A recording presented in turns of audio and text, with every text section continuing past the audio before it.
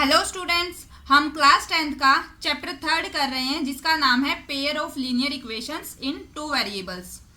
आज इस वीडियो में हम इसकी एक्सरसाइज 3.3 का इंट्रोडक्शन पार्ट कंप्लीट करेंगे। इस एक्सरसाइज में हमें क्या पढ़ना है?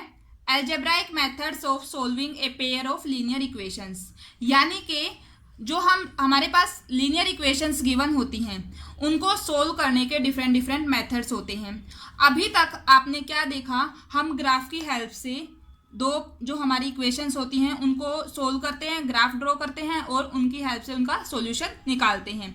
लेकिन अभी हम डिफरेंट मेथड्स के बारे में पढ़ेंगे जिनकी हेल्प से हम हमारी लीनियर इक्वेशंस को सोल्व कर सकते हैं। ठीक है, ऐसे पेयर ऑफ लीनियर इक्वेशन को सोल्व करने के लिए डिफरेंट अलजेब्राइक मेथड्स होते हैं। जैसे एक होता है सब्स्टिट्यूशन मेथड, एक होता है एलिमिनेशन मेथड और ऐसे ही एक होता है क्रॉस मल्टीप्लिकेशन मेथड। लेकिन हमें इस एक्सरसाइज में हम पढ़ेंगे सब्स्टिट्यूशन मेथड के बारे में। ठीक है, हम यहाँ देखते हैं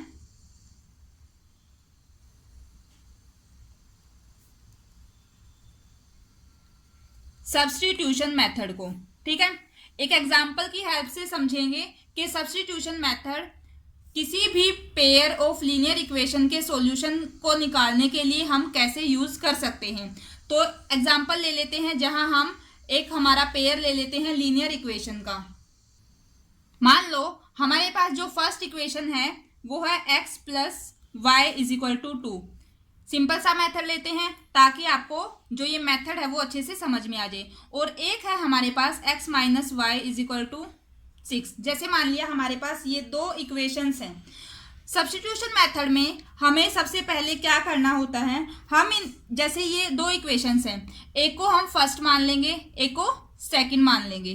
ठीक है, उसके बाद हमें क्या करना है, किसी भी एक इक्वेशन की हेल्प से हम इन दोनों वेरिएबल्स में से किसी एक वेरिएबल की वैल्यू निकाल लेंगे। जैसे अगर हम फर्स्ट इक्वेशन की हेल्प लें, फर्स्ट इक्वेशन से हमें क्या मिल सकता है? देखो, अगर हम फर्स्ट से ये हमारे पास x minus y is equal to 2 है, अगर मैं यहाँ से x की वैल्यू निकाल लूँ, x is equal to 2 minus y, ये x की वैल्यू आ गई है। और इसी वैल्यू को हम फिर सेकंड इक्वेशन में पुट करेंगे। जिस इक्वेशन से आप वैल्यू निकालेंगे उस वैल्यू को आप सेकंड इक्वेशन में पुट करेंगे। अब इसको जब हम सेकंड में रखेंगे तो हमारे पास सेकंड है x minus y is equal to 6। ठीक है, x की जगह मुझे क्या रखना है? 2 माइनस वाई, ये तो हमने रखा है x की जगह, और क्या था साथ में? Minus y is equal to 6। जब इसको सोल्व करेंगे 2, ये माइनस का 2y is equal to 6, minus 2y is equal to 6, ये उधर गया minus 2y is equal to 4, और y की वैल्यू आ गया 4 बाय माइनस 2, तो ये आ गया हमारे पास -2।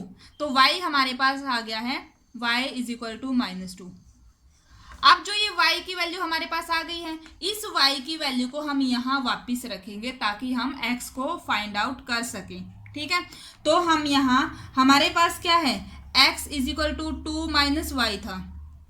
ठीक है, x is equal to 2 as it is minus as it is y की वैल्यू -2, तो ये क्या आ जाएगा?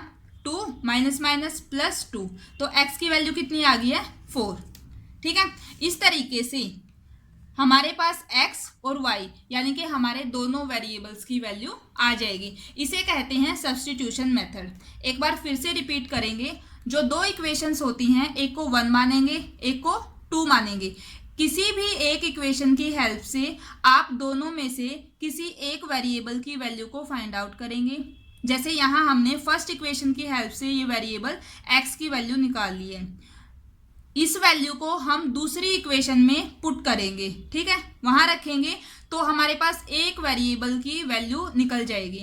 अब जो ये वेरिएबल आया है जिसकी वैल्यू निकल गई है, इसको हम वहीं वापस जिसकी हेल्प हमने ली थी पहले उसमें वापस पुट करेंगे। यहाँ से हमारे पास जो हमारा फर्स्ट वेरिएबल था उसकी वैल्यू फाइंड आउट करेंगे। और इस तरीके से बाय सब्स्टिट्यूशन मेथड हम हमारे दोनों वेरिएबल्स की वैल्यू को फाइंड आउट कर लेंगे। बहुत ईजी मेथड है। अगर आप लोगों को एक बार समझ में आ जाता है तो क्वेश्चंस में कोई भी प्रॉब्लम नहीं होगी। एग्जाम में अगर ऐसा लिखा होता है कि इस क्वेश्चन को आप बाय सब्स्टिट्यूशन मेथड या क्रॉस मल्टीप्लिकेशन मेथड इनसे ही सोल्व करना है, तब हमें वो पर्टिकुलर मेथड लगाना होता है।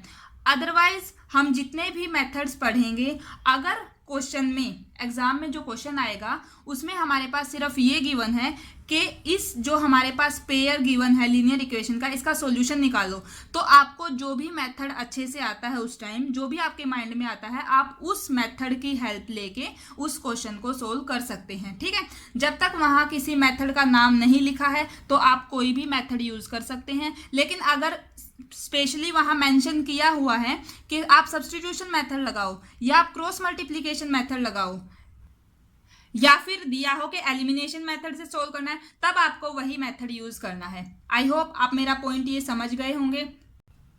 तो नेक्स्ट वीडियो में हम एक्सरसाइज स्टार्ट करेंगे। तो स्टूडेंट्स, ये थी हमारी आज की वीडियो। अगर आपको मेरी वीडियोज अच्छी लग रही हैं, आपके लिए हेल्पफुल हैं, तो प्लीज़ वीडियो को लाइक करना, चैनल को सब्सक्राइब करना और अपने फ्रेंड्स के साथ शेयर करना। Thank you.